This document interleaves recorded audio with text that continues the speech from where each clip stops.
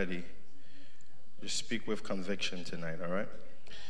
Tonight we are in the book of Luke, chapter 22, verses 42.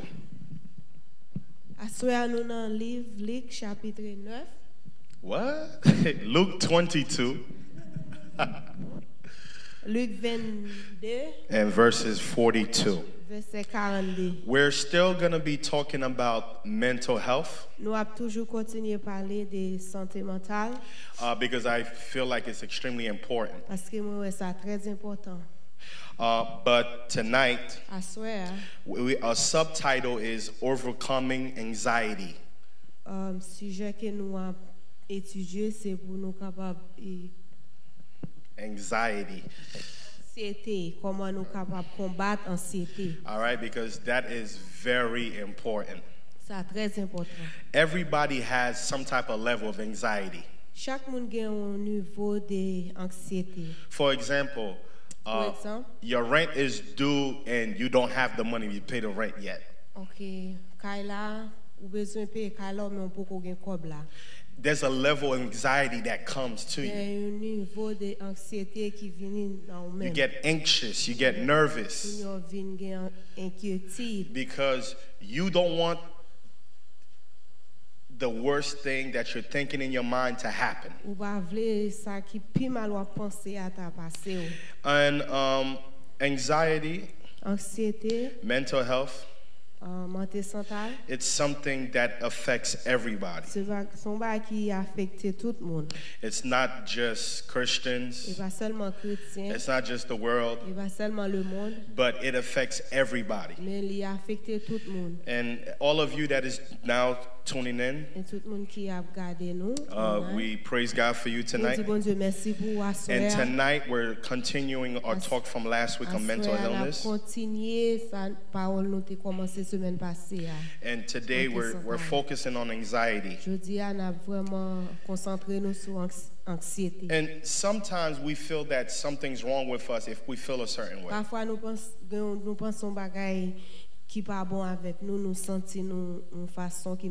But I want to tell you something. That every single one of us, we're not immune to problems. Immune to problems. That doesn't mean. Okay, so basically what I'm saying is everybody's going to have problems, no matter who you are. Whether you know God, whether you don't know God, everybody is going to go through problems and situations. And one thing that you have to realize is you cannot stop problems from happening. You know, it's unfortunate you may have lost your job. And just because you lost your job doesn't mean that now you no longer got to pay your rent. See, your rent don't care about your job. The only thing your rent cares about is getting paid every month. Yes or no? Can you go to your landlord and say, hey, listen, I missed a week of work because I wasn't feeling good. Can I just pay you next year? You might have a good relationship with your landlord. But at the end of the month, whether we cool, whether, you know, our kids go to the same school, and we go to the same church, and sometimes we even go to Applebee's. At the end of the month, Mr. Rent wants its rent. I love you. But if you don't pay rent, I'm going to have to evict you. Yes or no? Some things is just what it is. And just because you're feeling anxiety doesn't mean that you're not a child of God. If anything, I believe, in my opinion, the Bible doesn't say, but in my opinion, I believe the children of God will go through more anxiety in life than anybody. Why do I say that? Because every single day it's a battle. Right? It's a battle between my flesh and the battle between my spirit. Listen, if Sister Marianne stood up right here, right now. Okay? She stood right there, right now. And she does something that I don't like. Two things are going to happen. My spirit is going to tell me one thing. Yes or no?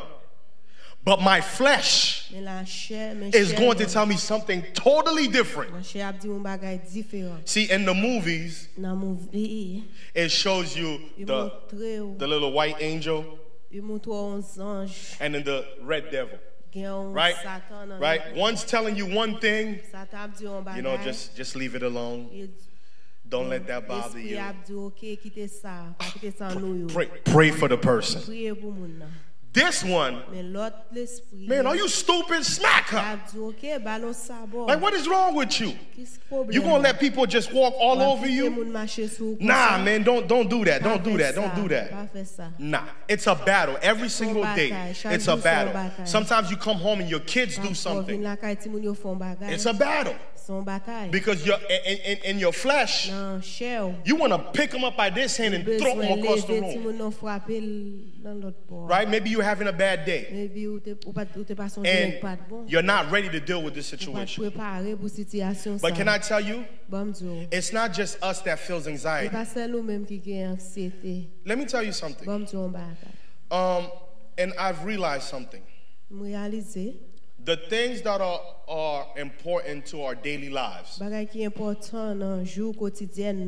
truly feel like that's where the church focus should be.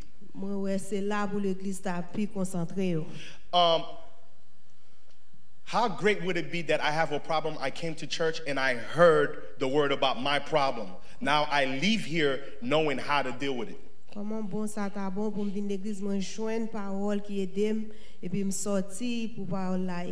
Can you understand that I have a headache? I go to the doctor and they give me medication for my toes, but they let me go home with my headache? Not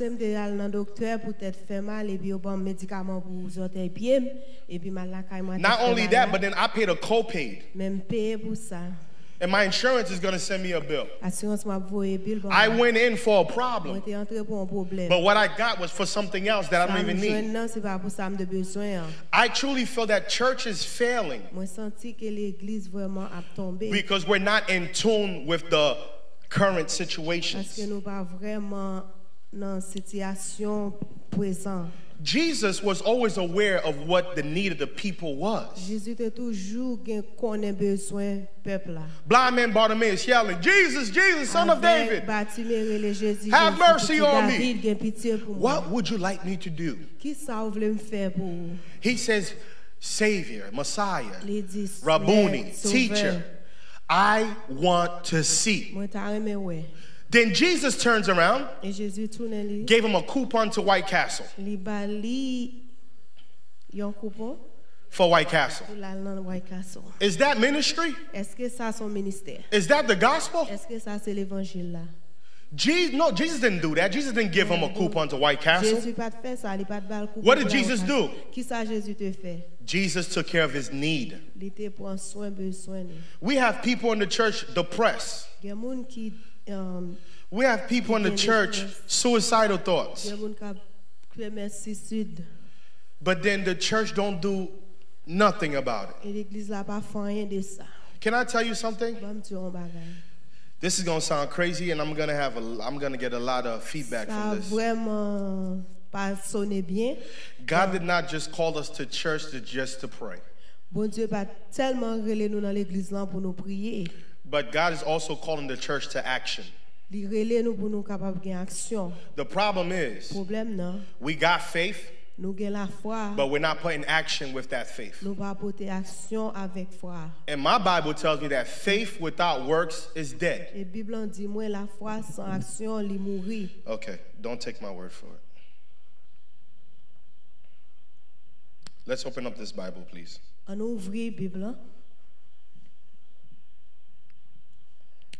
Please open up your Bible to James chapter 2, verses 14 to 22. The book of James. Chapter 2, verses 14 to 22. I'll read it for you. It says, "What good is it, my brothers, if someone says he has faith but does not have works? Can that faith save him?" Question number one. It's cool. You believe in God. You got faith. Congratulations. What good is it if someone says he has faith but does not have works? Can that faith save him? If a brother or sister is poorly clothed and lacking in daily food, and one of you say to them, "Go in peace, be warm and be filled," without giving them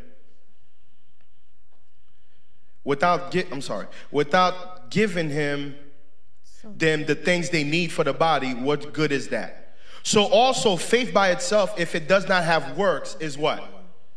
Is dead. I did not make a statement. But I was telling you God's word. According to the book of James, chapter 2, your faith is not going to do anything for you until you put some work behind that faith. Listen, I believe that God's going to give us this building. Any type of building that He wants. I believe that God has things in this life that has my name on it. But if I do not show up to claim it, it's never going to be mine. Okay, this is a moment for you to say amen or disagree with me. Yes or no? There's a lot of things that has your name on it. Do you know that? Let me tell you something. If I go 3 days and I do not check my mailbox, I do not get my mail. But is my mail in my mailbox? Come on, Christians, talk back to me. The mail is there. Everything you need in life, God has already put it somewhere for you. It's there. But until I go to the post office, until that I take my key that the landlord gives me and I turn the box, right? I'm standing in front of the mailbox. Matter of fact, this is even better. Just because you're standing in front of the mailbox don't mean you're going to get the mail. There's a work that I have to do. What is the work I have to do? I got to open it. The mail is there. This is my mailbox. The mail is inside of here. I'm looking at the mailbox. The mailbox is looking at me. Does it mean that I got the mail? No. Not until I open the mailbox. Let me show y'all something. Because I saw this on the way here. When I was going to the store, I saw this.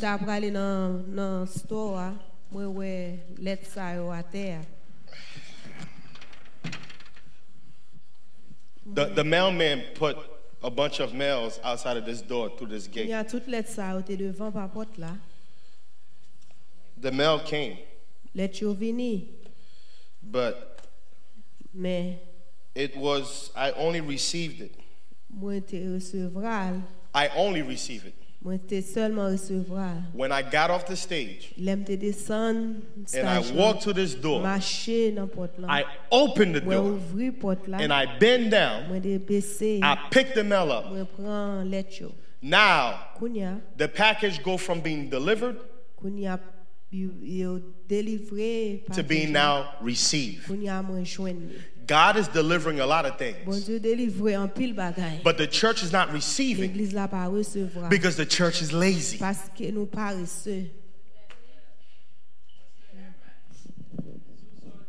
From what you're saying, if you have faith in God, no matter what you ask him, he can give it to you. But me, I think that it has to be in the will of God. You know what? Everything has to be in the will of God. And this is why tonight's verse, tonight is Luke chapter 22, verses 42. And this is not Paul. This is not Peter. This is not Luke. This is not John. This is not Pastor this. This is not Bishop this. This is Jesus himself. His own words. I want you to understand that if Jesus is not immune to anxiety, who are we that we're not going to have anxiety in life? The problem is that the church got to start embracing mental health. The church has to start embracing anxiety. If we act like, oh my God, I don't want to touch this, what you don't touch will kill you. What you don't talk about will grow in your home. Come on, I wish I had somebody here. Verse 42. Jesus said, Father, I'm sorry, before I go to this, let me go to, we're still in Luke chapter 22. Let's start from verse 37. For I say to you that this which is written must still be accomplished in me. Now this is talking about what? God's will. When it says, this I say to you which is written, the prophecies, right, must still be accomplished in me. And he was numbered with the transgressors, for the things concerning me have an end. Everything concerning God has an end. It has a beginning. It has a beginning. It has an end. All of you sitting here, you have a birthday. You know your birthday. Not because you remembered your birthday, because your parents told you your birthday. Because society has a thing called birth certificate. It has a date on it. But you know what date you're not going to know? The day that you die. I will know it. But you personally, you will not know the day that you leave. Just like you didn't know the day that you came in. Somebody had to tell you. See, I had to tell my kids and teach them their date of birth. But how do they know if it's true? They don't. They have to take my word for it. That's why some of these old Haitian people, you don't really know their age. They tell you anything. Some people was 45 when they were in Haiti and they 32 when they come to America. Like, you don't know their age. And it's not just Haitians, it's islanders. A bunch of people are like that. Did you really know your grandmother's age? Your great-grandmother's age? Did you really know that age? Well, God bless you that you knew that. Because I remember the old people, you never ask them for their age. That's something that you don't do.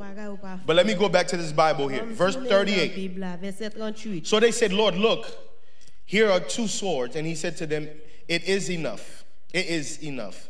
39. Coming out, he went to the Mount of Olives, and as he was accustomed, and his disciples also followed him. Verse 40. When he came to the place, he said to them, pray that you may not enter into temptation. 41. And he was withdrawn from them about a stone throw. That means from as far as you can throw a stone, that was the distance between Jesus and the disciples. That means the disciples can still see him. Okay, so disciples te ka wè Jésus son distance ko ka voyon roche. He knelt down and he prayed. He said, Father, if it is your will, take this cup away from me. What is that? What is that called? God. That's called anxiety. Jesus knew what was about to happen. Now, he has anxiety. If he knows what's going to happen, let me ask you guys something. Jesus knew why he came to earth. Yes or no? Yes. He knew how long he would spend on earth. Yes or no? He knew that he was going to die. But doesn't he also know he was going to resurrect? He knows everything. And he has anxiety. I know nothing. What do you think I'm going to have?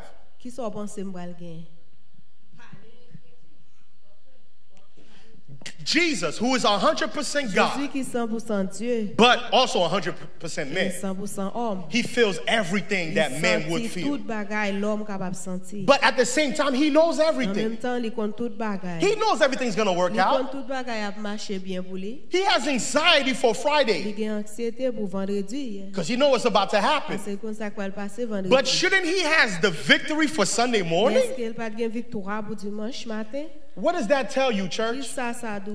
Even though I know that God's going to show up, even though I know things is going to work out for my good, I still don't like the process. I'm still not comfortable with the process. I still don't like this journey. So stop kidding yourself. Hey, how you feeling? Oh, God is good. No, stop. I know God is good. How are you feeling? We teach people how to be textbook, but they're not real. Because you know, you have that. Come on, how many of us really sleep at night? Your body may be laying in that bed, but where's your mind? Where's your mind? Your mind is on everything. Your mind is everywhere. And this is what I'm telling you. He said, for I did not give you a spirit of fear, but I gave you a power of love and a strong mind. Understand that the devil attacks your mind. Let's go back to the garden. Did God really say that you would die? Is that the word he really said? What is the devil doing here?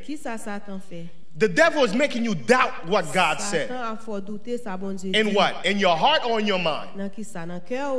In your mind. Now you say, hey, let me think about it. Did he really? Yes, he did say that. We doubt everything about life. Let's have honest conversation tonight. There are many of us, we come to church every day.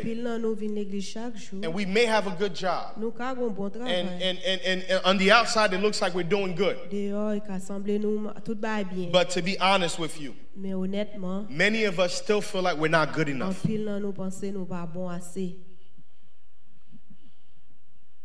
Okay, Christians, you can sit here and fake it.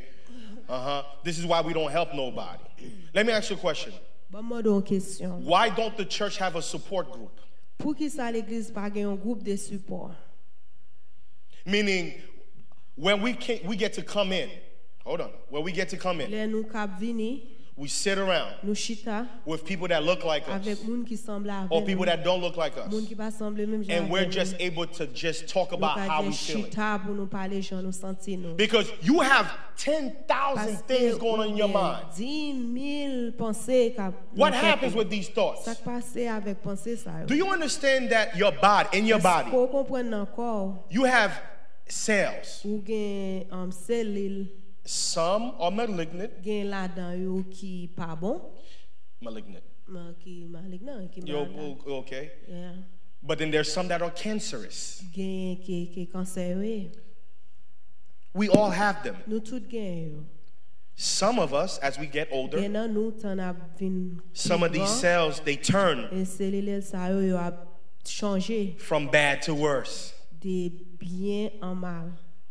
But we all have them. Do you understand that the same effort that it takes you to do good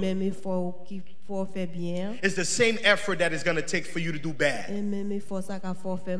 Do you understand the same thought that makes you do good is the same thought that if you choose, you do bad? Do you understand that you and I, we're not immune to doing bad things? The only weapon a Christian has. It's his relationship with God. That's the only weapon we got. Without the relationship with God, we get to do whatever we want, however we want, whenever we want. And it doesn't mean that we're going to do good things. Some of us, we're still in relationships that we've only made it this far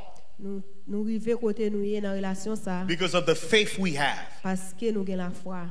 But if we didn't have that faith, ask yourself, would you still remain in the same position?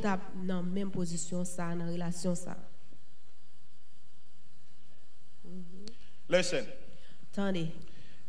I need you to write this down. Write this down for me. I was reading something disturbing while I was coming, when I was driving down on the way here. Hey everyone, I haven't forgotten about you. Oh my God, all of you here. I have not forgotten. God bless you guys. We're in Luke chapter 22, verse 42. We're speaking tonight on anxiety. We're still under the mental health, but we're speaking tonight on anxiety. Sister Durandis, Lady Faustin, God bless you. Sister Tamara, God bless you. Chiara Viano, Italia, buongiorno, buonasera. Latrell, God bless you, sis. Miss you. Brother Joseph, God bless you. Brother Stahl, God bless you. Brother Parker, Evangelist Parker, God bless you. God bless you. Please share this. We want to open up this dialogue about mental health and anxiety in the biblical sense. What was I just saying right now? Oh yeah, I was reading something that really troubled me. And it was an article on the amount of pastors that are committing suicide every year. And before I say what I'm going to say, hello Rebecca, God bless you. I want you to write this down. Pastors are people just like you. I need you to get that to your mind, get that to your brain, get that in your spirit. Pastors are people too. Evangelists, they're people too. Sunday school teachers, they are people. Ministers, ushers, praise and worship leaders, musicians. See, before you was a title, you're a person. And it's unfortunate in the church, people see your title before they see you. Behind the title is a person. Before you was a wife, you're a woman first. Before you're a mother, you're a woman first. The problem is we neglect who we are first, and we build a life based on our titles. But who we are first is struggling. Who we are first are hurting. Does the church know what I'm talking about? Because y'all looking at me like, I don't know what pastor's talking about. Like, I want to have real conversation. If you're not ready to have real conversation with me, I'm going to speak to myself and I'm going to speak to this camera. I need us to have real conversation. Why don't we have support group in the church? Why we don't have a bunch of women say, you know what? Go to the pastor. You know, pastor, I feel like even if it's once a month, we need to open up this building and just have grown folks talk with nobody judging nobody. Because the way I feel, I know I'm not the only person that feels that way. So if you're not talking to anybody, if we're not being honest with the way we're feeling, who are we talking to? Because when you stay back, I want you to understand this. The devil, the first thing the devil wants to do is isolate you. Put you by yourself. Then he starts telling you, nobody likes you. Why are you doing all this for? You're the only one that goes through this. Nobody understands you. there's no point of you living. You should start drinking. You should start smoking. Start doing whatever you want. It's your body. Do whatever you want. You don't have to do this. For what? You're doing all of this, and what is this doing for you? Nothing. Then he'll come back. Life is not worth it. Go jump off the building. Kill yourself. See, he does everything in steps. He does everything in steps. He don't just come into the garden and say, eat the fruit. No. He asked them a simple question. Is it true? Is that what you really heard? The first thing the devil will do, he will put doubt. And the moment somebody starts to doubt, you start in the process. Now, you might even start seeing things that are not even there. Now, you see how Sister Rosen is staring at me? The devil can make me feel that the way she's looking at me is a negative thing. And then now, because I feel attacked, I feel like she's looking at me in a negative sense, I get defensive. And then I start giving her a stupid look. This is why you come to church on Sunday, but you can't stand the person next to you. Because both of you have the wrong idea of who you are. And because we've never been taught to talk to each other, but what we're good at, I'm twisting my eyes at you. I can't stand you. Now, I can't sit next to you. I got to move my seat. See, if I just move my seat, that's fine. But I move my seat, and I'm looking where you at. And your blood, and now you start to raise my blood pressure. We don't talk about anxiety. Jesus, who's God, even though he knew he wasn't going to lose this battle, he brought the disciples with him just for one reason. Because Jesus got into a point in his life where he felt lonely. He's lonely. There's some things that you will go through in life. And you're around so many people. And that situation will make you feel isolated. That's why when he first got to the garden, he didn't kneel with them to pray right there. He went a little step further. Because in their mind, Jesus is everything. I've never seen Jesus scared. If you ask Peter, yo, Jesus walked on water. I seen Jesus wake up and he calmed the storm. And even Judas would say, when they was trying to throw Jesus off the cliff, I saw Jesus disappear. So Jesus got all power. So you think Jesus is going to stay right in the midst of them? Crying and said, Lord, if it is your will, if there's any way, you can take this from me. This is a different Jesus. That's not the Jesus that I've known for 3 years. This Jesus that says, come to me, those of you who feel burdened, I will give you rest. Now he's asking for rest. What's going on here, Jesus? What happened? You need to drink some water. Because you're starting to scare me. He went a little further. He had 12 disciples.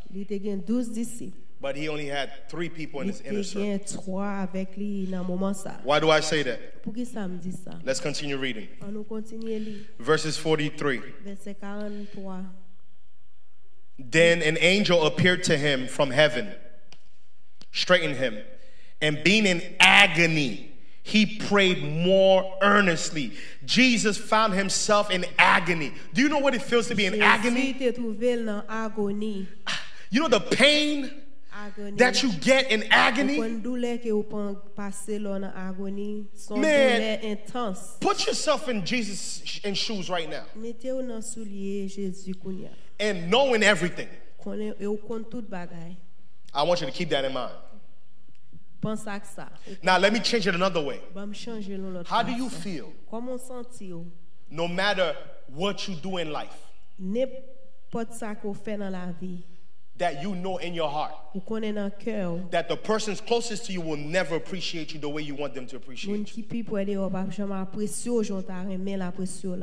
But you still got to get up every morning, go to work and provide for them. How do you feel? How do you feel? That no matter what you do, the people that you would want to appreciate you the most will never. Knowing that it's only when you die people will actually say something nice about you. That while you're still right here next to them, they'll never appreciate you. Tell me how you feel. We don't like to talk about how we feel. And life is so messed up. You have so many women that complain that my husband don't want to talk to me. He doesn't open up to me. And then some of you, you have a man that opens up to you. But then you turn your back. And you start to tell him he talks too much. Make up your mind. What do you want? Do you want me to be quiet or do you want me to talk? Do you really want to hear what's in my heart? Or do you want to be defensive? What is it that you want? See, our relationship is failing. Not just with our spouses, but our relationship, every type of relationship is failing. Because we don't have what is called active communication. We have passive communication. That means I'm only going to tell you what you do after you do what you do. But when I see that you're about to do it, I don't say nothing. I just... Right? I keep everything inside. And I only tell you what you want to hear. And you only tell me what you think I want to hear. But we're not being honest with each other. Why don't we have a support group? That way we can just come in. I have no problem with praying. We have to pray. Praying is part. But praying is not everything. Where's the works? The book of James just told you.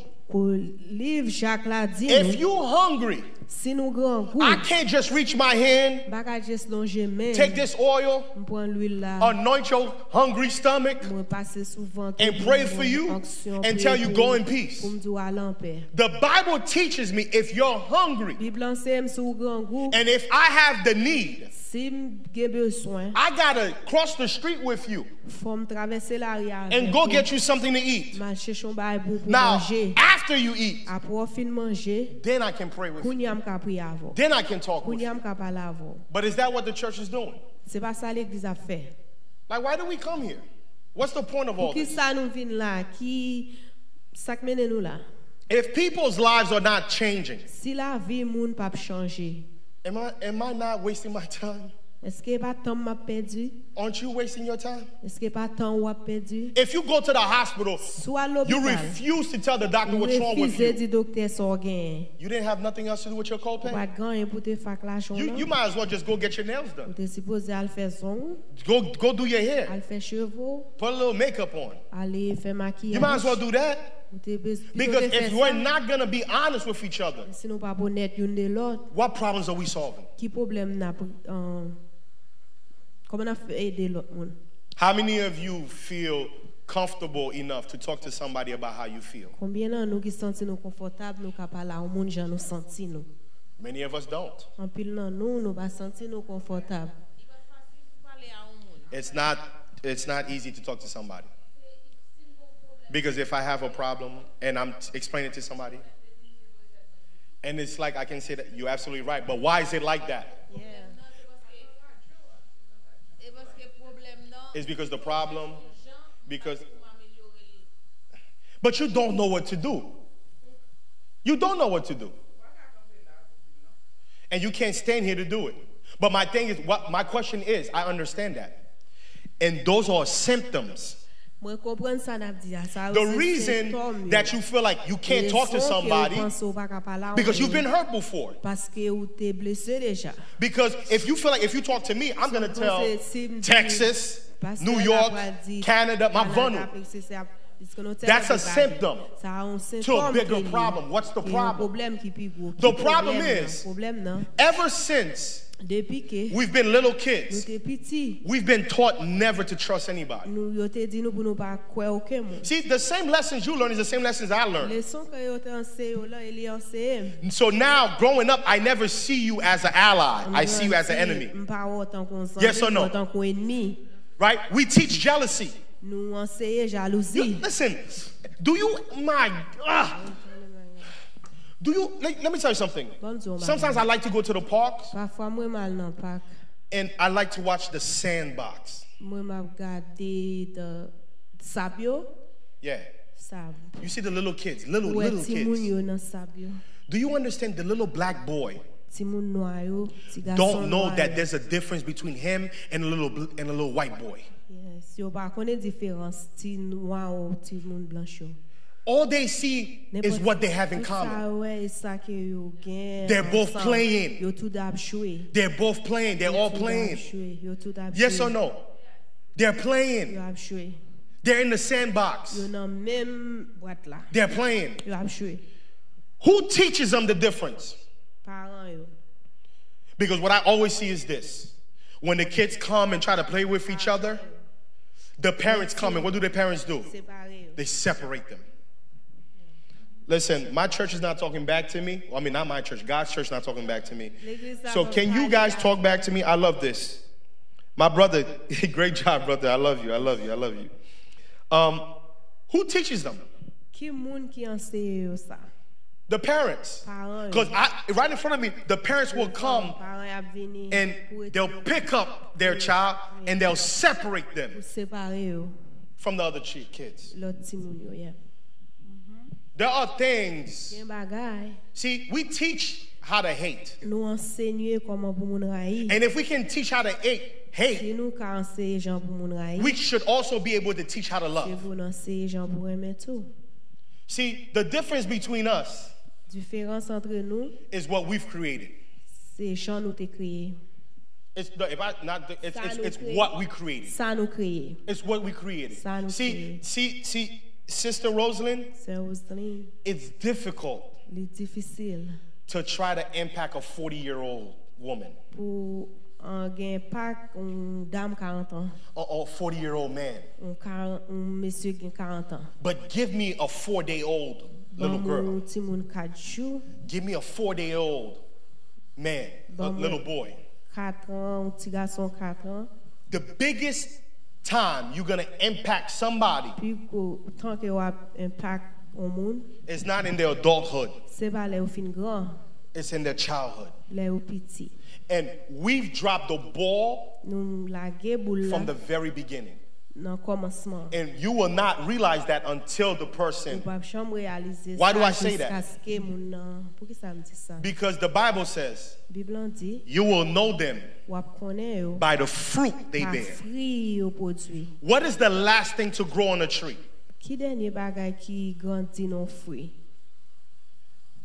And a tree. Pierre bois. What's the last thing to grow? Come on. The fruit. The fruit. The fruit. The tree will grow.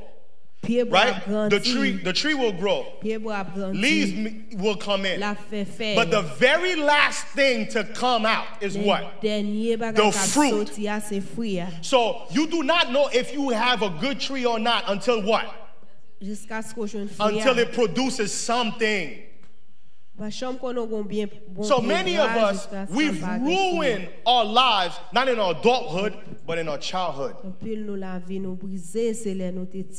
been broken from such a young age, and nobody got us help.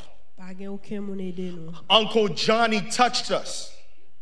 Tonton Johnny te kon manye nou. And because the family didn't want a scandal, Parce que famille pa vle skandal. we hide it. Nou cache ça. And we never get Marie some help. Nou pa cham essayer de Marie. And now Marie's going to school. Konya Marie à l'école. She's meeting other people. Li ap jeune. And every time Marie sees a man, she sees Uncle Johnny. Li wè tonton John. Because some things we just don't talk about. Parce qu'on gen des bagay nou pa And this is parler what church de- has become. Some things we just don't talk about in Gen des church. bagay nou pa parler dans l'église. We don't talk about anxiety. Nou pa parler We don't talk about anxiety. Nou pa suicide. parler We don't talk about suicide. depression. Nou pa We don't parler talk about dépression. rape. Nou pa We don't parler talk about about murder. It's like the church has turned into lemonade. L'église la vin tourner limonade. We make everything sweet. Nou fait tout bagay douce. But life is not sweet, guys. La vie a pas douce. Life sucks. La vie a difficile. As a pastor, let me tell you, life sucks. La vie a difficile. If you want to sit here with your Bible and act like everything is peachy, oh, God bless you, you know, Holy Ghost this and all of that, you're lying to yourself. Because I really want to see how you are outside of church. To be honest with you, I don't worry about you in this building. I worry about you when you leave this door. That's when I worry about you. Huh? Yeah, because we all here, a lot of us not feeling the Holy Ghost. A lot of us are emotional. If Sister Neva's next to me, she starts crying, she's touching my emotional part. I start crying because she's crying. That's not the Holy Ghost. A lot of you think somebody caught the Holy Ghost because they're crying. No, many people that's crying, it's not the Holy Ghost. They're emotional. Yeah, but it's emotions. You going off emotions. The moment that emotion is gone, you go back to the same stupid things that you was doing. You go back to talking bad about Sister Shirley. You go talking about this person and that person. You go back. Because my thing is, when we have an encounter with the Holy Ghost, you cannot go back being the same person. There's no way. No way.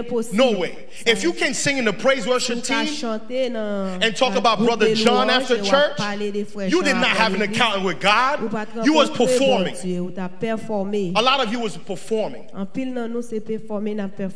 know how many pastors preach a good message, go home, and then they smoking, and they sniffing coke? Oh, it doesn't happen, right?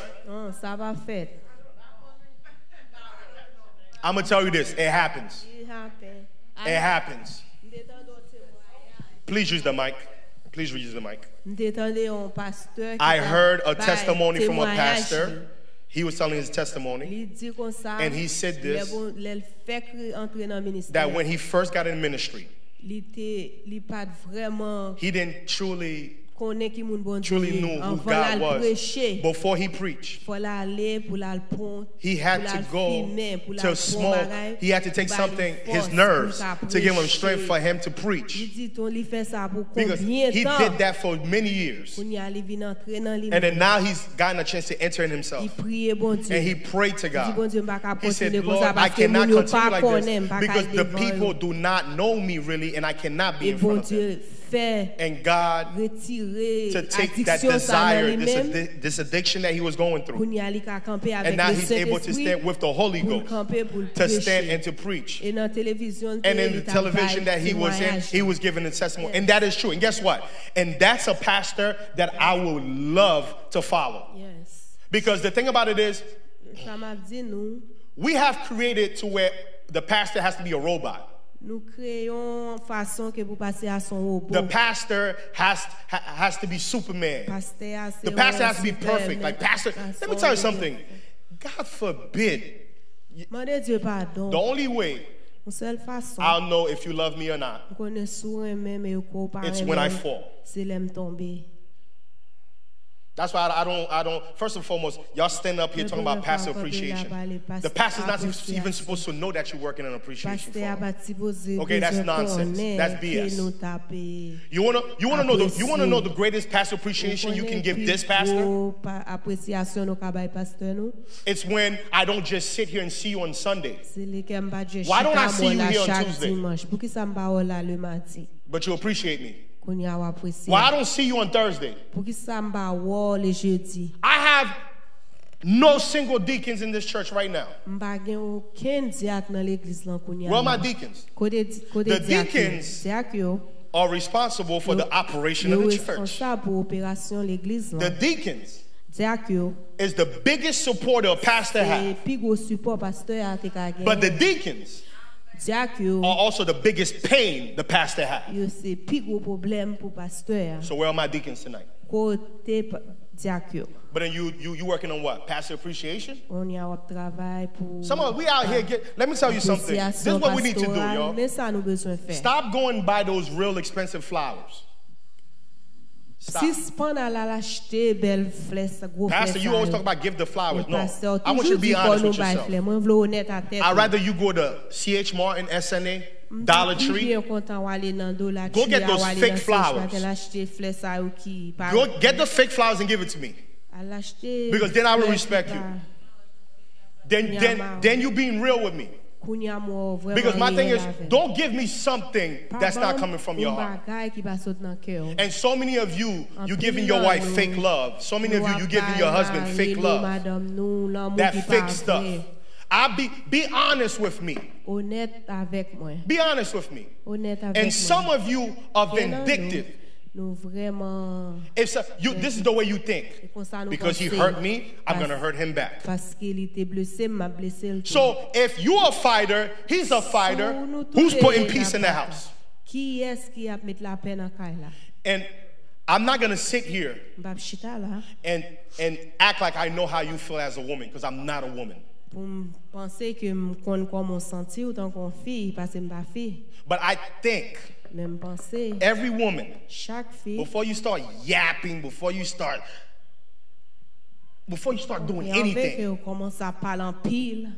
for 1 second of your life, sit down and ask yourself this question: do I really know what my husband needs? Do I really care what he really needs?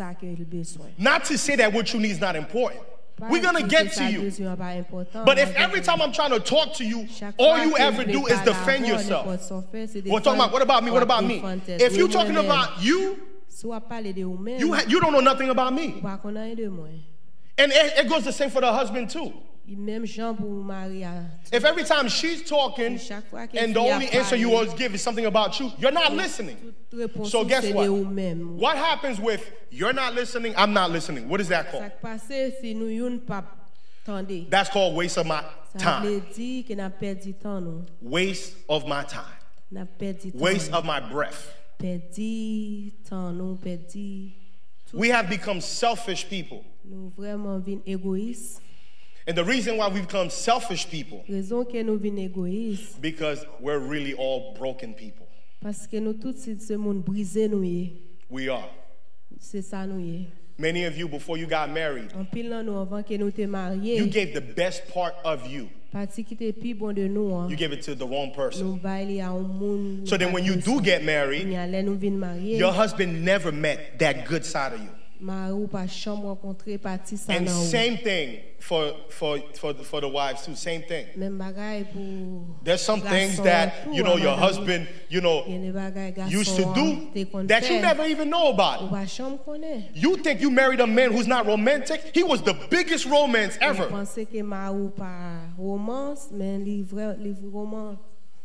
But he got hurt.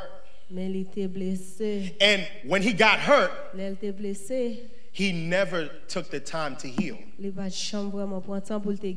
So now everything he does, it's not coming from a place of love. It's coming from a place of hurt. Do you understand some men, they leave the house? They're not happy to leave the house to go to work. And if I did a survey and asked, and the men was going to be honest, they feel like they're wasting their time. And if I did a survey with the women, you think every time she cook, it's coming from a place of love? You know why the food tastes different?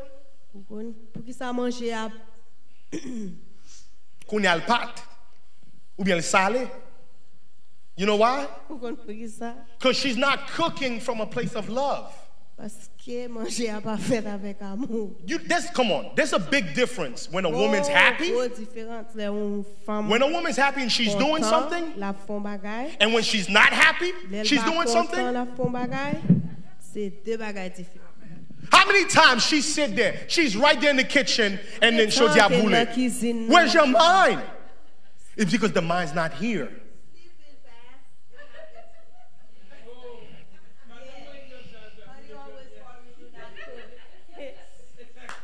Where's her mind? Right. Where's her mind? Where's her mind? Yes. You know what you're saying? All of, I'm sorry? Oh yeah, everything that you're saying, they're all on the table. Of course they're all real. I'm trying to open up to y'all. You're the one that's acting all bougie. I'm trying to be honest with y'all. But this is what I want to touch. The problem that we have is people that's taking people away from you. You want to do, you want to share. You have to give. But then there's some people that says, hey, don't come because it's the bad people. If I have to give and I want to give and I'm open to give, and there's people. Can I tell you something? Can I tell you something? I like what you said, but there's a part I disagree with. And as of tonight at 8:05 on Thursday, I want you to take this out your mind. Let me tell you why I want you to take this out your mind. Because first, you're a black woman. You're a strong woman. And you're a Haitian woman. So you're extra strong. Let me tell you something. I don't believe that anybody has power to steal anybody from you. When people talk about, oh, she stole my husband. She didn't steal your husband. You let your husband go. He didn't steal your wife. You let your wife walk out the house. Where were you? Where were you? If something happens right now, the police, when they come to investigate, the first question they're going to ask, at the time of the incident, where were you? I need to know where everybody was. Well, evangelist was sitting in this chair. His wife was sitting in that chair. I got to be able to give an account. My thing is, your husband didn't just wake up one day and all of a sudden he don't want to talk to you. It doesn't happen like that. It's a process. The moment your husband started acting funny, you should have married Saint-You. You should have tied your waist. Put them to sit down. Put the kids to bed. Whether you like it or not, we're going to talk. Because I'm starting to see something I don't like. And I need answers tonight. But we don't talk. We let it happen. Women are good at that. You catch your attitude. Now you turn your back. Right? Translate. What I'm saying to you is this. The same mentality we do with the kids is what we do in the family. You cannot correct a child in public. Yes or no? You cannot correct a child in public.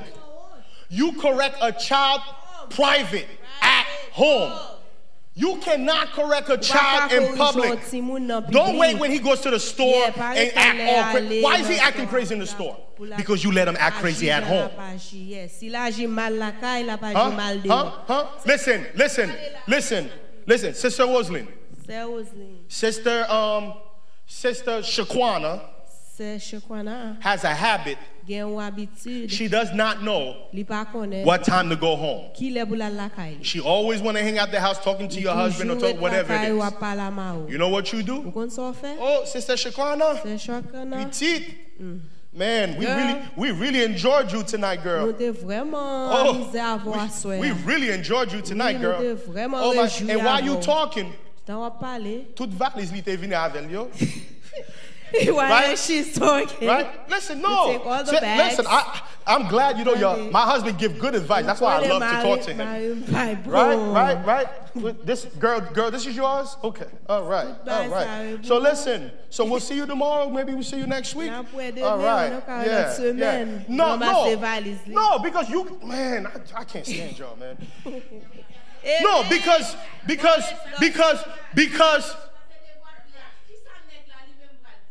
listen, I don't care. Listen. Don't make me break my watch, because y'all never bought me a watch before. Listen to me. I'm talking to you. I'm talking for you both. But right now, I'm talking to you, because you're going to use that as an excuse. Understand. Your household. The man's job is to provide for the house. But the woman is who runs her household. That means anybody that's in your house should always be welcome, not just by your husband, but welcome by you. So, it's not his house. It's our home. And at this time, me and my husband, we don't entertain people at this time. So, you like the food? To go plate. So you give Sister Shaquana her to-go plate. Are you listening to me, son? You give Sister Shaquana her to-go plate. You make sure she got her bags that she came with. You give her a nice kiss. Because at this time now, me and my husband, we got some stuff that we do around this time. It's your house. The moment you act like it's not your house, then somebody can come in and claim it. Okay, now, the same thing goes for the man. Now, if you have a good man, you don't even have to say anything. Just a little look. Can I tell you something, Sister Rosaline? If Jesus was in my house, I must speak to him all day and all night. But if my wife wants my attention, if she throws some lingerie on, Jesus is going out the door. Now it's me. My thing is, you should know how to get your husband's attention.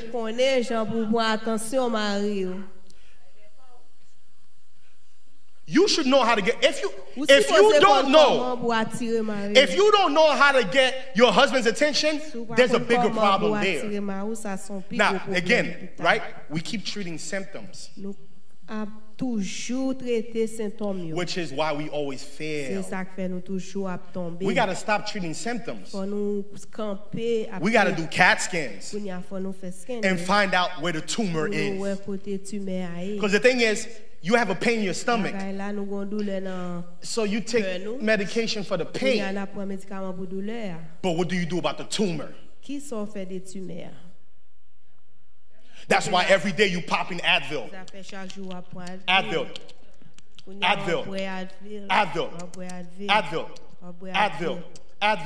And I remember I heard somebody was who went through sickness. And while I was listening to her, she said something that made me like, wow. Because she didn't like going to the doctor anyway. But she was feeling some pain. But she remembered my father had given her some pills that made her feel better. So when she felt that pain again, she automatically told herself, I don't have to go to the doctor. I don't have to do some tests. Let me just pop the usual. Write this down. What worked 5 years ago will not work today.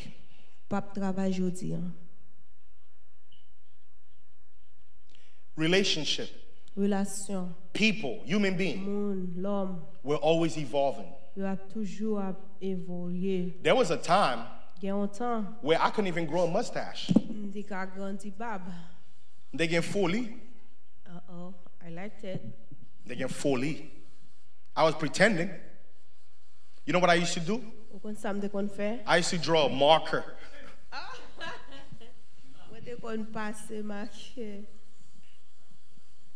Huh? I don't need to do that today. Why? Because I've evolved. Some of you, you're still doing the things that y'all was doing in 1999.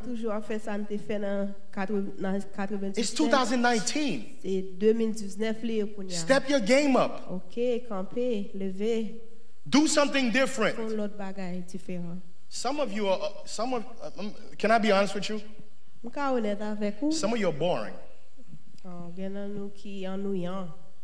You're boring. Some of you wives, your husband's boring. And that's why you are the way you are. Boring. And same thing. Some of you, your husband's the way he is because you're boring. Every time he sees you, he sees Mother Teresa. He doesn't see his wife. He sees Mother Teresa. Huh? No, Lord. Huh? Let me tell you something. There's enough blame. If I speak to you privately, I will learn every fault of your husband. And if I talk to your husband, I will learn every fault of you. When do we get to a point where your husband can tell me, you know what? Because of what I did, because this, because of that, now my wife does this. Or when are you going to say, you know what? My husband don't want to talk to me because when he tried to talk to me, I made him feel less of a man, so now he's shut down. We never think we do anything wrong to cause the other person to change, right? Because it's always their fault. Because if you talk to somebody, it's never been my fault. I did everything perfect, right? And men, it's not easy to tell you what's going on here. Let me tell you why.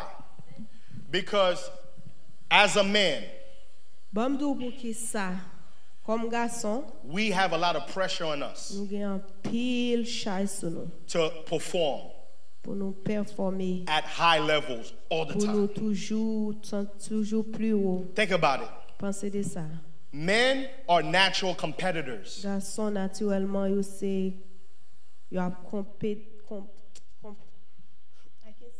Competitors. Okay? Think about it.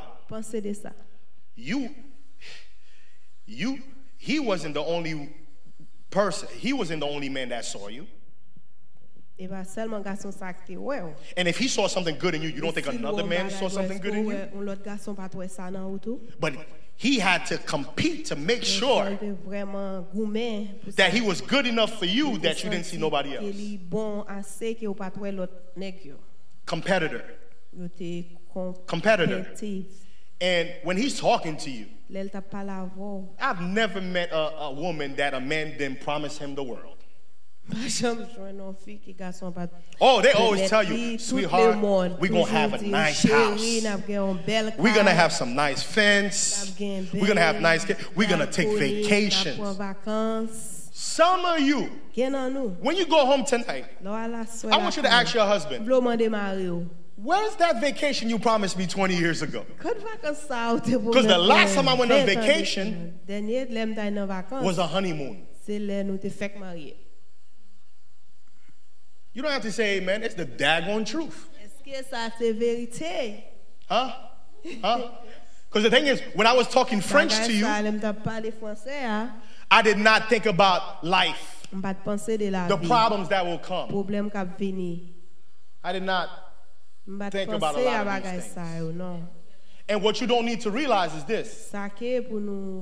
Life is always going to change. Whether you want it or not, life is going to change you. Life is going to change you. So the problem is as I'm changing, is my partner changing with me? As I'm upgrading, is my partner upgrading with me? Let me tell you something. Some people, until they die, they're comfortable being exactly where they are and who they are. And if you try to say anything, why are you trying to change me?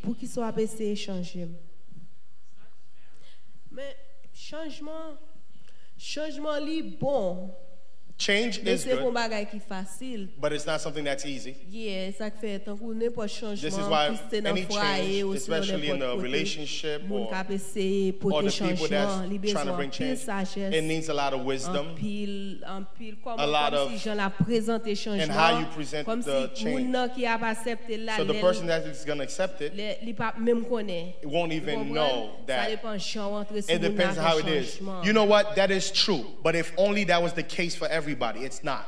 There are some people. Okay, let me tell you this. We know there's a heaven, but we also know there's a hell. Now, somebody has to go to hell, but it don't have to be me. I remember my father told me something that was extremely important. Somebody got to pick up the garbage. We need garbage men. Can you imagine living in a world where there's no garbage men? What are we doing with the garbage? He says we need garbage men. You want a 20-piece nugget? Somebody got to serve you that. But it doesn't have to be you. There's a lot of things you can do in life. Certain things, society needs it, but doesn't have to be you. It doesn't have to be you. What I'm saying, no matter how you present it, there are certain people, it's their nature to just be comfortable with who they are. And what you need to make sure is you find out the real person before you say I do. Because some people are comfortable being exactly where they are. I was talking to a friend of mine,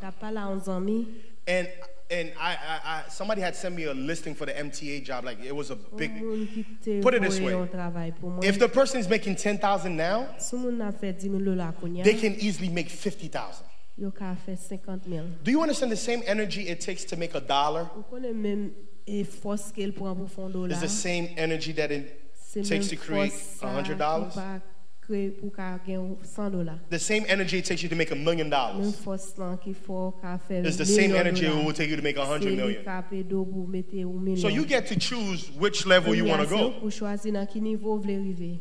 Some people talk a good game, but they're really comfortable.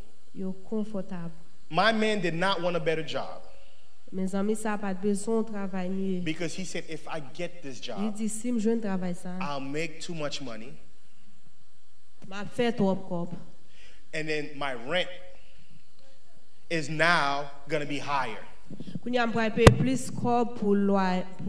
I'd rather live in a building where my neighbors are pissing all over the elevator. Smoking is coming all through my windows. Because I enjoy paying $480 a month for rent. I hate the building. But 480? Because if I get this job, but if I get this job, my rent's going to be like over $1,000. Some people don't mind being mediocre. And that's just the truth. So you have to be very careful when you meet somebody, you're talking to somebody, you're dating somebody, that you find out exactly what their visions are. And don't just listen to what they say. Pay attention to what they're doing. Oh, I want to write a book. It's in my heart to write a book. But all they do is Netflix and chill. 24/7. Yo, how's the book coming along? 3 years later, still no book. 5 years later, still no book. 8 years later, a lot of people like talking. They don't like doing.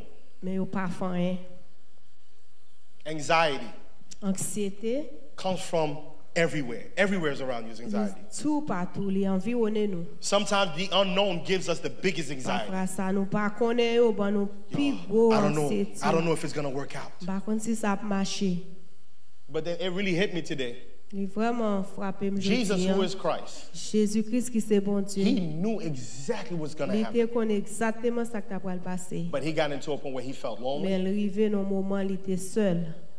And he was asking God, yeah, brah, can we talk about this? Can we talk about this? Because the way I'm feeling right now. But then he was able to say, not my will. The only reason he's able to say that, guys, is because he had a relationship with his father. Okay. All right. So some of us here that only speak to God on Sundays, how's your anxiety treating you Monday through Saturday? Comment anxiété a traité de lundi à samedi? Now, these excuses you keep telling yourself. Excuse ça ou ba tête wa. So, we're living in a time where if we're really we say I'm about my father's business. What are those business? Because we like to say, oh, I'm blessed and highly favored. I ask you, how was your week? You know, man, I had a blessed week. Really? I mean, I'm glad you had a blessed week, but what else? What else? What frustrated you this week? What annoyed you this week? Because those things, they're not going away. Some of us act like because I don't talk about it, it's not real. Have you ever heard somebody that committed suicide? And the people knew it was coming. Why is it we're always shocked when somebody takes their life? And then sometimes we even say, if anybody would do that, that would be the last person. Because he's always happy. He's a dancer. He's always the life of the party. But what happened after the life of the party left the party? Right? We don't like to talk about our feelings. We don't like to talk about how we're feeling. And the church is a dying church. Because the church is too busy talking to the church. But the church has not yet did what Christ asked us to do. We keep preaching to the church. We keep telling the church Jesus loves them. Shouldn't the church know that by now? When's the last time you shared the gospel with somebody who don't come to church? You're frustrated. Because you're really talking to yourself. You ain't sharing the gospel with nobody. Who you sharing the gospel with? Do you know what happens when you meet somebody that's empty? It's easy for them to allow you to pour into them. But a lot of you sitting here, y'all all got mess. That's why our spirits are fighting each other. Because you stuck on being you, I'm stuck on being me. And what we do is we dress up. We put deodorant on. As long as we smell good. And you spend all this time putting makeup to cover all your cuts, all your bruises. We spend more time covering up than we do dealing with the real problems in our lives.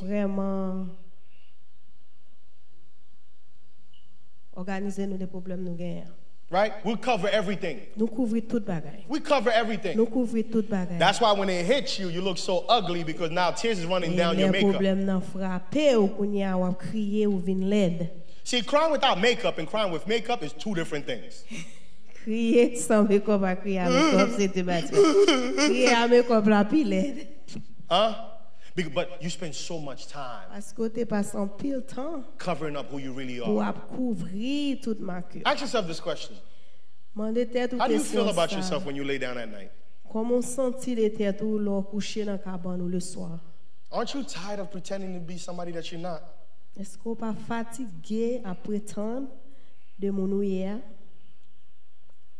I'll tell you something, man. Judge me. God bless you.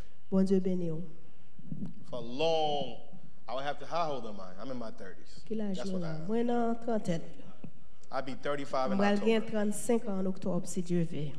And this is the very first time in my whole entire life. 35 years. I want you to keep that in mind.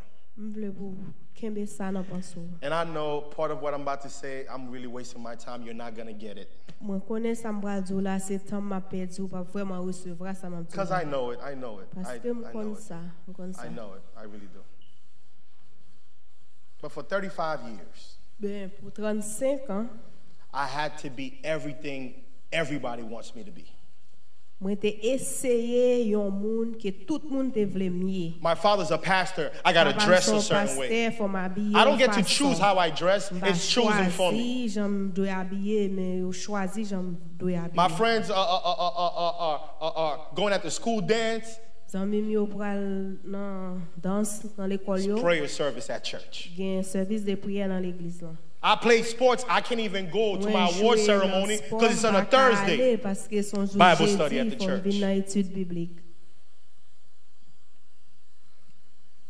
Christians, we have no balance. This is why we crazy. We got no balance. What are you talking about? Jesus knew it was some time to put some kids, some dudes in the boat and go across the river. When's the last time you took a cruise? How many cruises did Jesus go on? Open up your Bible. When's the last time you went on a cruise? Jesus preached, fed 5,000, left the church, and took his disciples on a cruise. Balance. Heard me? I said he left the church. No, he left the church. Because the crowd is the church. The stupid building is not the church. The people, the body, he left the church. He left his people. He fed them. He preached to them. Go ahead.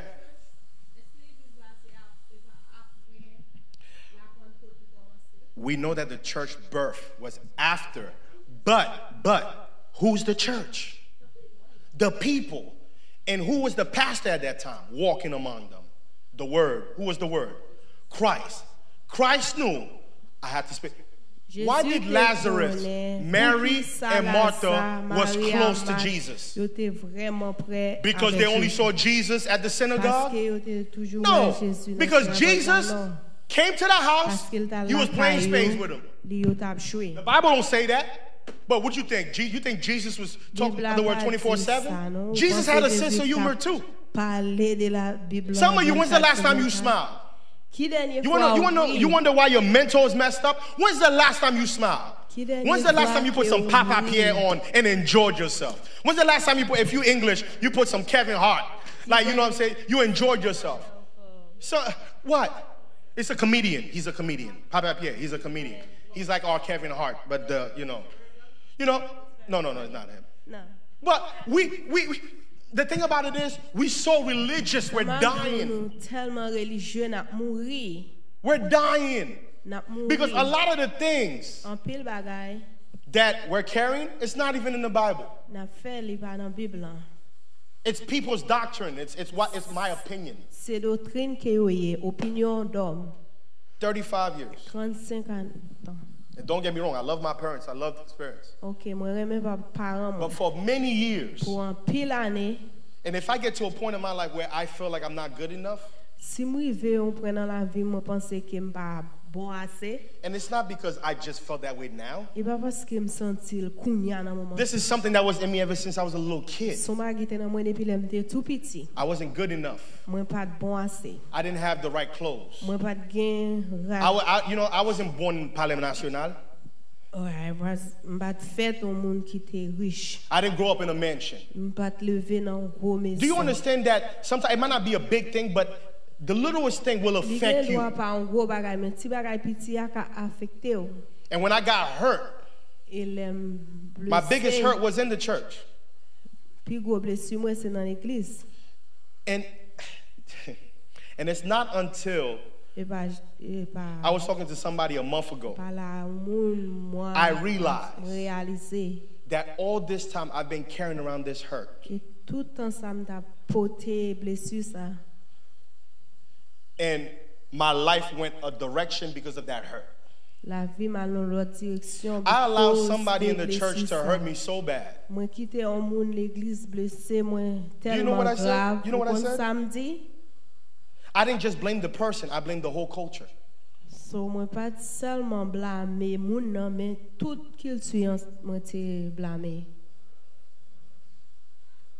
And when you hurt and you don't deal with the hurt, or you don't have somebody that can show you how to diffuse.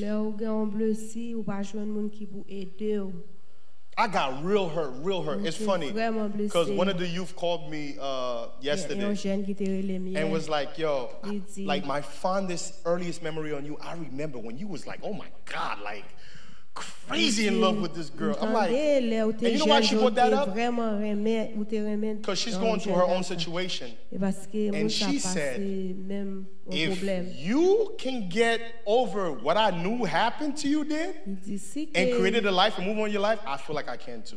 I'm like, well, I'm glad that my agony give you hope. But what did I do, guys? I was hurt by a Haitian woman. And from that moment, I said I would never deal with another Haitian woman in my entire life. And I never did. And that happened when I was in high school. I was still in high school when that happened. So what, 16, 17 or so? Right? How old did I say I am again? 35. You said you're going to be 35. Right? Sometimes it's not something like crazy. Like, no, really. Like, people hurt us. And if we don't take the time to deal with things. One day, I'm like, Lord, I know we got to preach to the old folks, but I really want a young church. Because kids and young people, they're like sponges. They sit there and they soak up everything and they think. Old people, you guys are like, oh, you know what? I've been there, done that. My life is over already. Like, whatever. Some of you look like you're bored, you're tired. But I'm trying to help somebody. The least you can do is get it and help your nieces, help your nephew. Some of you saying here, you got 50 nieces, whatever. Like, and I feel like if the old people took the time to talk to the kids, not yell at them, not beat them, not telling them that they nothing, not pointing out the things they do wrong, but actually drop some energy into them, drop some gems into their life. There's a lot of kids that's making bad decisions because they don't have nobody to turn to inside the church. And that's sad. We don't have a support group. We should have a support group in the church. That's the praise the Lord, everyone. That's the exactly what he's talking about. Something I went through similar.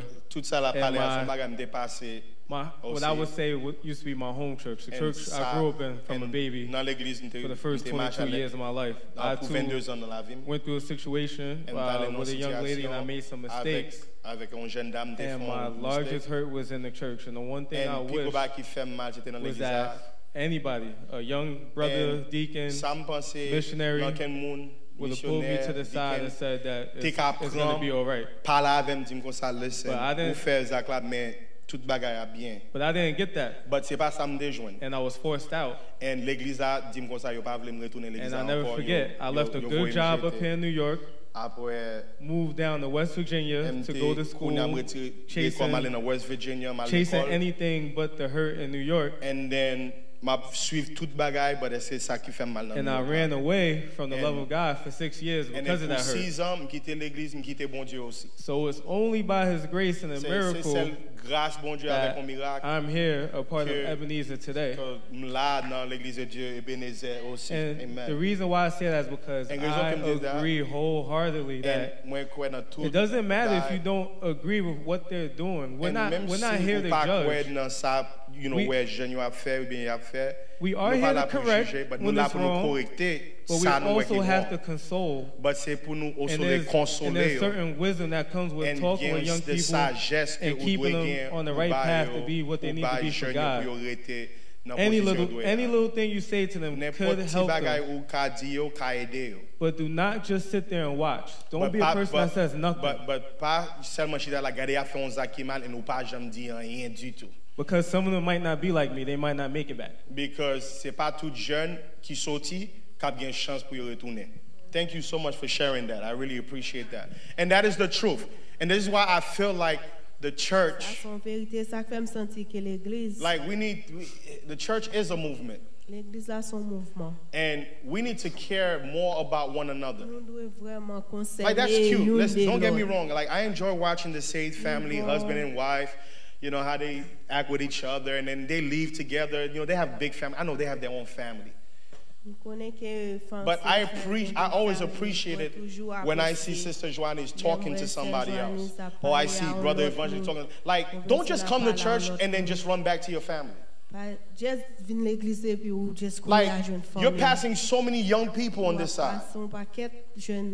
See, growing up in the church, we was taught to, especially Timunyo, while saluer tout le monde, you go greet everybody.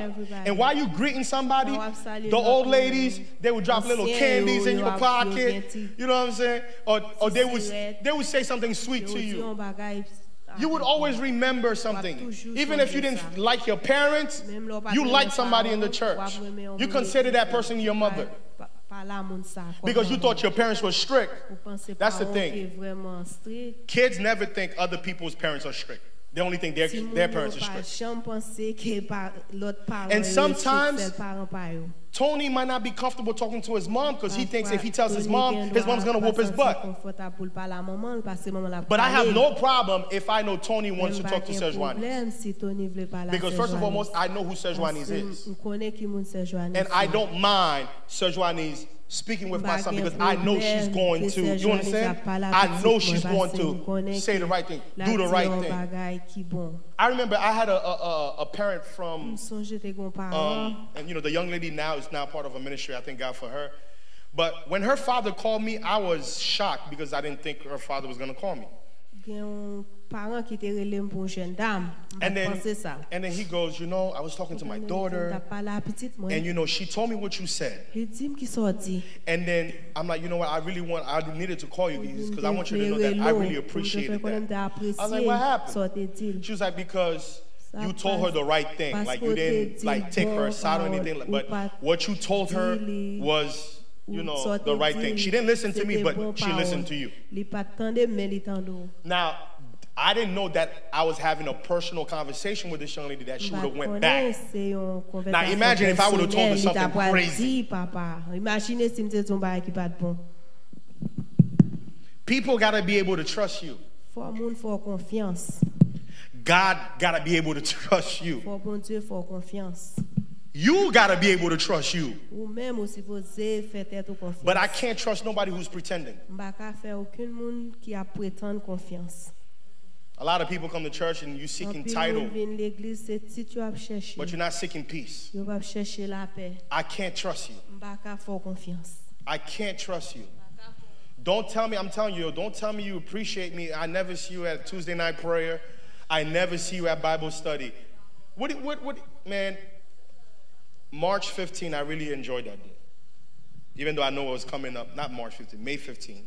I really enjoyed that day. Now I enjoy it more now than on the time that it was happening. Obviously, I know what was coming tomorrow, the next day. Because it was great to see Bishop sat there and he was able to, you know, individually, especially the Saved family. You know, he said, I love you, church, I love you as a whole. But it was like, but the Saved family, he goes, you guys have a special place in my heart. Why? Because of that relationship. Because when you say you love somebody, you support them. You don't support them by mouth. You support them by action. Some of us, we only care about ourselves. Let's be honest. My heart's a little different, guys. It's the little things that moves me. I don't care what you own, what car you drive, where you live. I don't really care about that. But if I ever see you doing something for somebody else, that's when like I grow like love for you. Because now I see that you're somebody that, because I'm not a selfish person, so I don't feel comfortable being around selfish people. I just don't. My thing is, if we took the time, you know, look, youth night is Friday. Okay. How many of you adults put that in your calendar? Hey, I know it's youth night, you know, but hey, youth pastor or youth director, is it okay if you just give me 60 seconds? I just want to say something to the young people. Even if you don't stay the whole time. Hey, it's youth night. I wonder if anybody thought about getting them something to eat. Let me bring some food over to the youth. Let them know that I love and appreciate them. It's the little things you do that makes a difference. For young kids, it don't take them a lot. It don't take them a lot to keep them here. It don't take them a lot also too for them to leave. Remember, it's the same energy.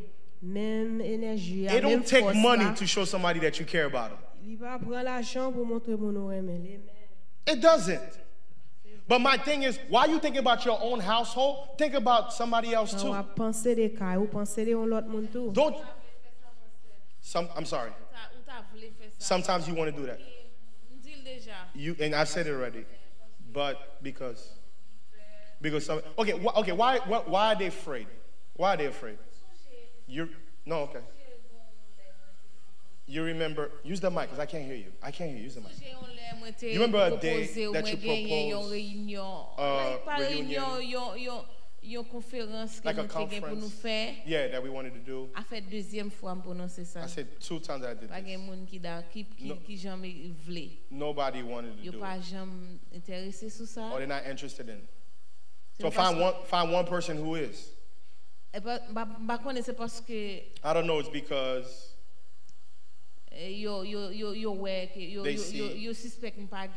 suspect that I have anything to say with them.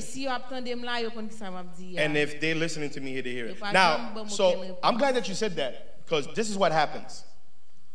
When we don't talk. See, if you're not talking to me, you know what I'm left with? What do you leave me with? If you're not talking to me, if you're not telling me, if Sister Sandra didn't tell me why she couldn't make it, didn't even have the tendency to send me a text message, what does she leave me with? My own thoughts. That means anything that comes to my mind is true. Is it really true? No. But because now she feels that you don't take it serious because maybe you might think that I don't have nothing to offer. Now, is that a true statement? It's not. No. But it's also not a false statement. Because you didn't offer me anything. Now I'm only left to feeling I made a proposal and then to do something and I get no feedback. So if you understand it this way, how do you think a leader, a pastor, whoever it is, feels when he's addressing you and everybody's like this? Your silence says more about who you are. Always. Toujours. Your silence. When we're silent. Because you sit there, you see something wrong, and you don't say nothing about it. If I sat here and I witnessed my brother killing somebody, and I do nothing to stop it, nor do I say anything to prevent or help it, I'm just as guilty as he is. Remember, what did Helen Keller say? I preached on this. The worst thing is not being blind. It's having sight, but with no vision. You're a waste of sight. You're a waste of sight. You see something wrong. And I remember the day. And that's how God planned it. And I remember the day because I did not want to go into ministry at all. I had a lot of anxiety about it because of the way that I saw my father, everything that he was going through, and his biggest blood pressure, everything. It was never the job. It was never the home. It was always the ministry. It was always the ministry. Who in their right mind would want this? And you don't even get health benefits. You're not even getting a... You are the Levite. The Levite, you get. I remember I was sitting right here. Of course, it didn't look like this.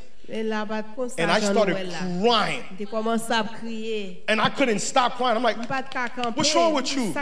Why are we crying? I was crying because God was showing me the young people. And I seen all of them. Just bad things was happening. And I remember while I was in the pulpit, I'm like, yo, like, I'm like, you don't, and I told my dad, yo, you don't see this? He was like, see what? Then he says, sometimes God will only allow you to see it because you're supposed to do something about it.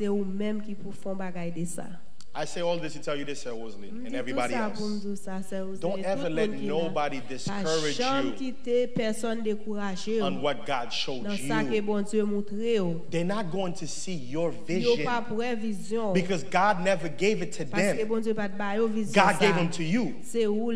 And just in case you forgot, you cannot tell God, I never did this because Pastor didn't support me, because Eugene didn't support me, because John didn't support me, blah, blah, blah. God, you know what God's hearing? Blah, blah, blah, blah, blah, blah, blah, blah. blah, blah, blah. Then he goes, depart from me, I know you not. Do you know what the biggest title is? What is the biggest title? What's the biggest title? I'm going to give you a pool.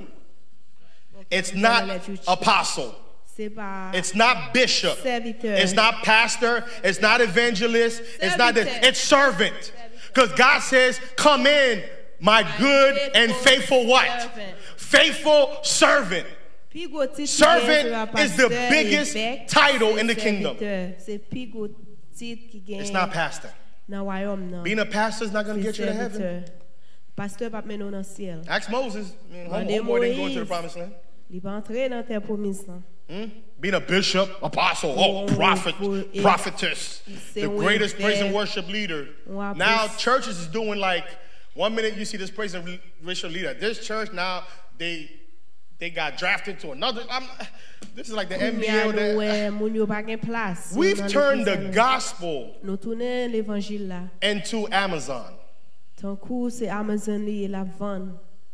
We're just pimping our gifts. There's a praise and worship leader that I admire her gift, her talent. And I wanted her to be part of our celebration last year till her husband/manager called me and said, for them to come out, they need $1,000. You know, pay the musicians and all of that. In my head, I know I'm leading a Haitian church, and we don't even collect $500 in the general offering.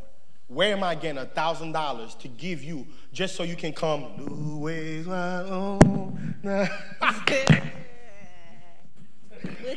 We out here pimping our gifts. But then we talk about the church. Oh, church folks is this. Church folks is this. Church is dying.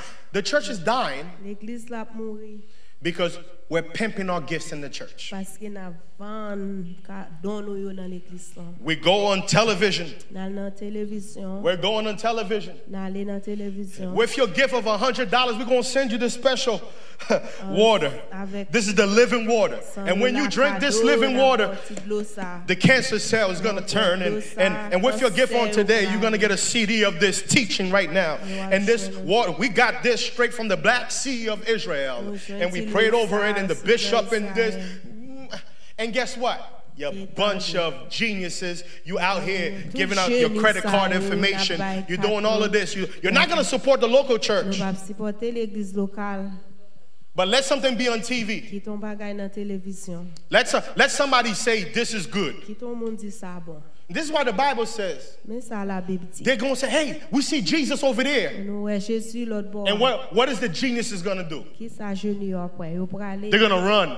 Even though the Bible tells us the false prophets and all of that.